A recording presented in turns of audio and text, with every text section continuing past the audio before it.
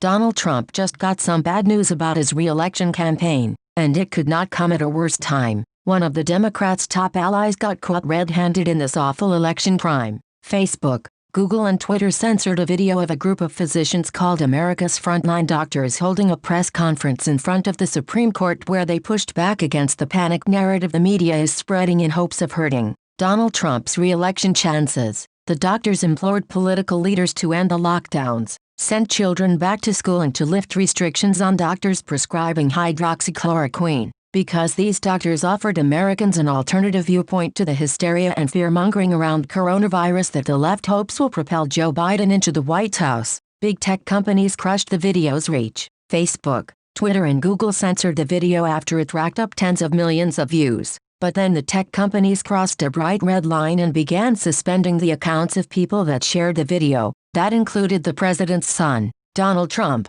Jr.'s Twitter account. Trump, Jr.'s spokesman announced the ban, calling it open election interference. Breaking, @Twitter and @Jack have suspended @Donald J. Trump Jr. for posting a viral video of medical doctors talking about hydroxychloroquine. Surabian continued. Big tech is the biggest threat to free expression in America today and they're continuing to engage in open election interference. Full stop. Trump, Jr. spokesman Andrew Surabian tweeted, Trump, Jr. is one of the most popular surrogates for his father's re-election campaign. Twitter suspending his account was an in-kind contribution to the Democrats by depriving one of the president's most prominent supporters from speaking. This, and not some memes on Facebook, was actual election meddling. Ever since Hillary Clinton conceded defeaturing in the 2016 election, the entire apparatus on the left set out to make sure nothing like 2016 ever happened again. That change centered around controlling the frame of information through which Americans view the news.